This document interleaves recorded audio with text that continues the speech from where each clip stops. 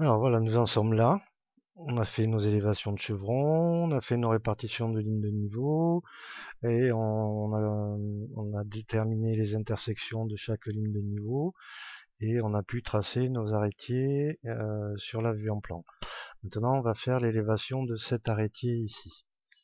Alors pour ça, on va déterminer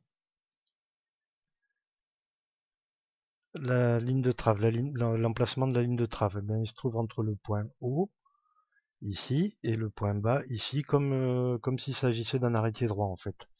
On ne s'occupe pas de la courbure, hein. Donc on trace on détermine donc notre ligne de trave en plan. On va aller chasser un petit peu ici, on va aller chasser notre élévation pour un peu plus de lisibilité. Donc j'ai remonté l'axe ici avec la hauteur et la ligne de trave parallèle ici. L'étape suivante, elle va consister à tracer les lignes de niveau ici, le long de ce trait. C'est exactement la même hauteur qu'ici, forcément. Donc on a la même répartition. Hein. Si vous avez 10 ici entre deux lignes, il faut 10 ici entre les deux lignes. Et ensuite, eh bien, vous remontez le point concerné à chaque intersection de lignes, puisque notre ligne de niveau ici nous donne un point qui nous a permis de déterminer l'emplacement de l'arrêtier ici.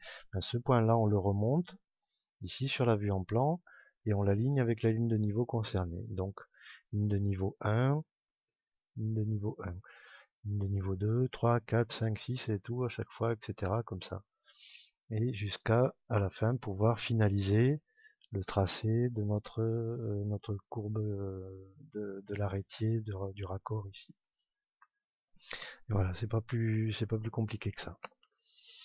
Et pour l'arrêtier 2, eh bien c'est exactement pareil. 2 c'est celui-ci. On part, ça c'est la position de départ. On commence par déterminer l'emplacement de la ligne de trave. On va les chasser pour plus de lisibilité. Puis on fait la répartition des lignes de niveau suivant la hauteur du chevron d'emprunt et on remonte les points d'intersection. Donc ça c'est la première ligne, après ligne de niveau 1, ligne de niveau 2, ligne de niveau 3, 4, 5, etc. Ce qui nous donne toutes ces intersections ici et ce qui nous permet de finaliser, de voir notre arrêtier sur son élévation. Et voilà, et prochaine étape, je vais vous montrer comment on fait le développé de la croupe ici. A tout de suite.